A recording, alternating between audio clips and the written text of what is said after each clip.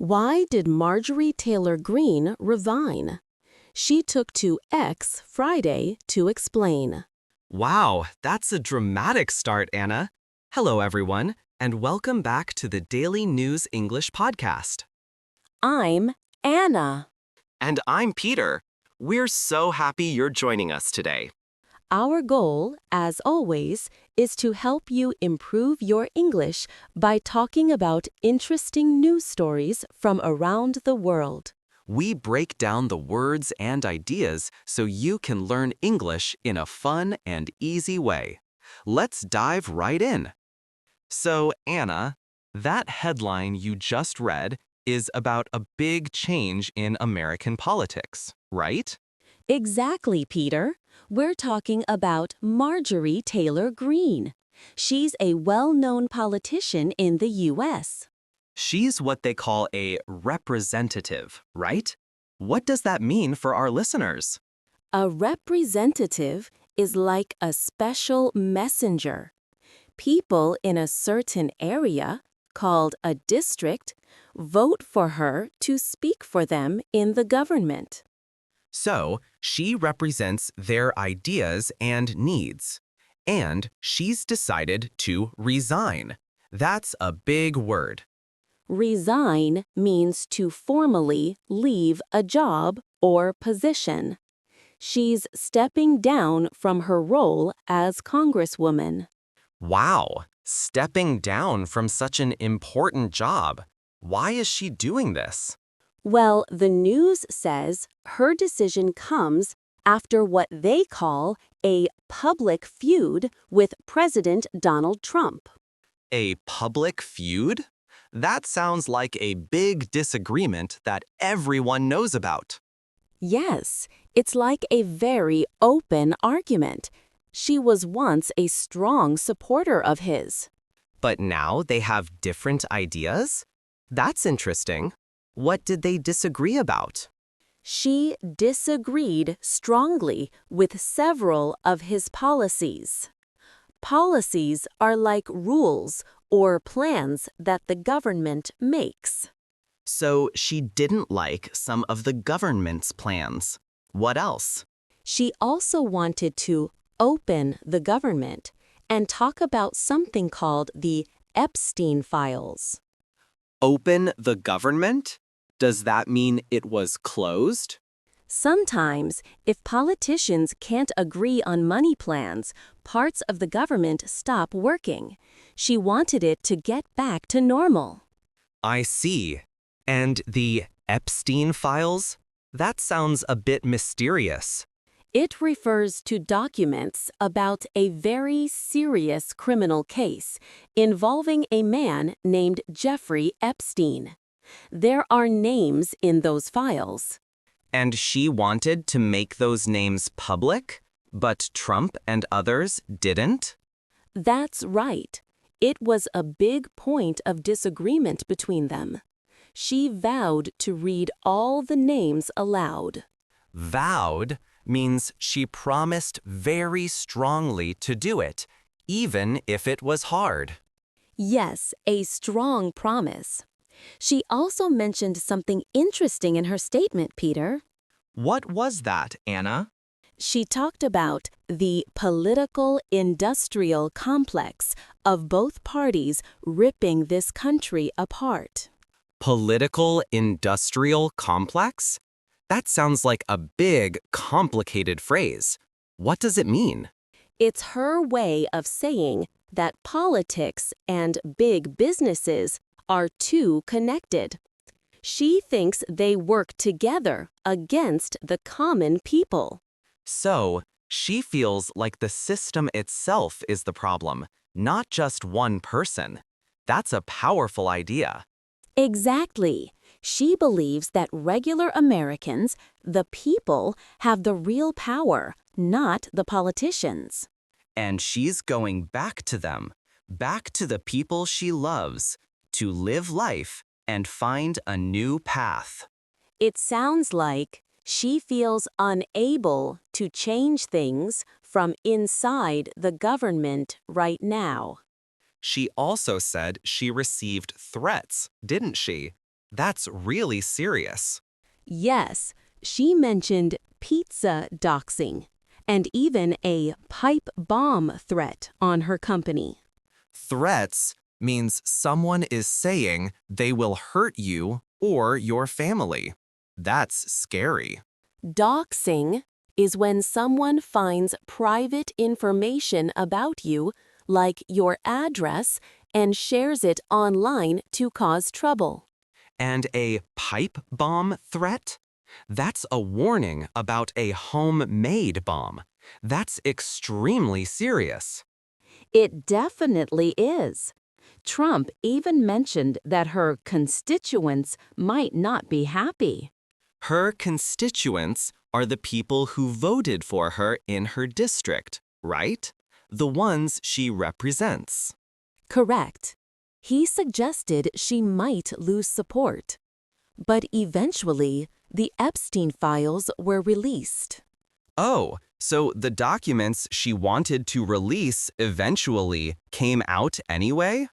Yes, both the House and Senate voted to release them, and Trump signed the bill. So, that disagreement got resolved, but she's still resigning. It seems there were many factors leading to her decision. So, what happens next in Georgia, in her district? The governor will order a special election to fill her seat.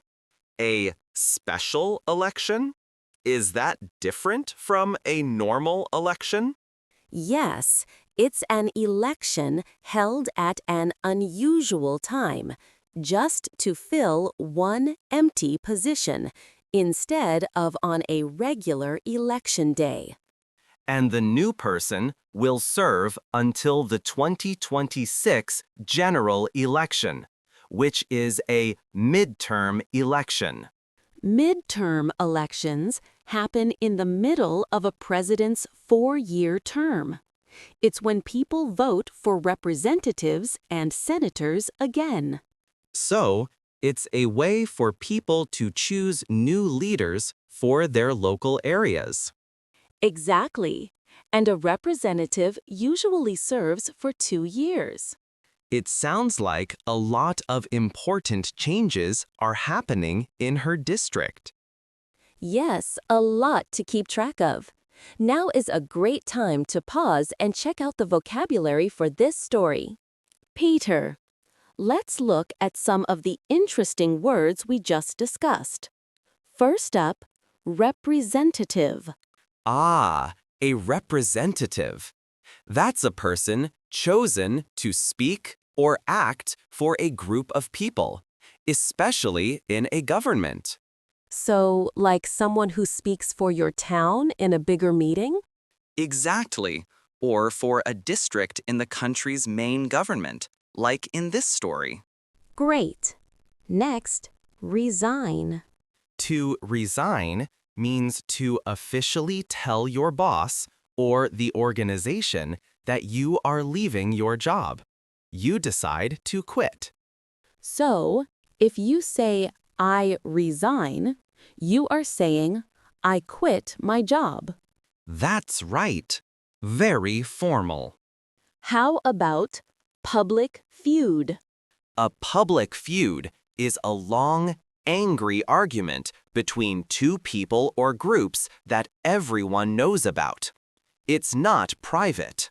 So, like two famous people arguing loudly on social media, for example? That's a perfect example. Everyone knows they're fighting. Our next word is policies. Policies are a set of rules or plans that a government, company, or person follows, like a school's homework policy. So, a government's policies are its plans for how to run the country. Spot on! And then we had vowed.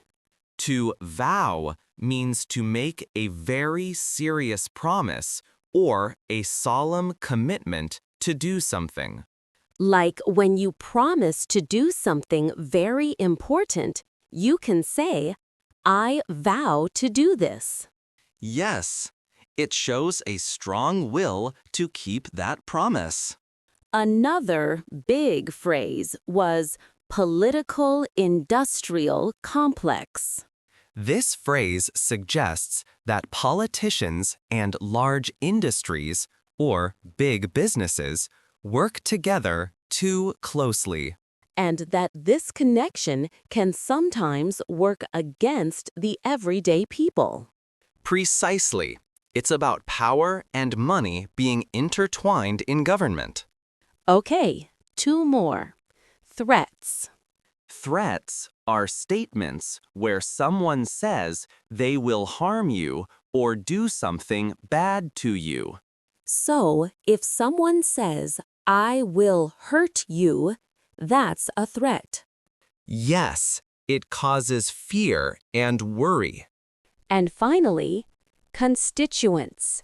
Your constituents are the people who live in an area that an elected official represents.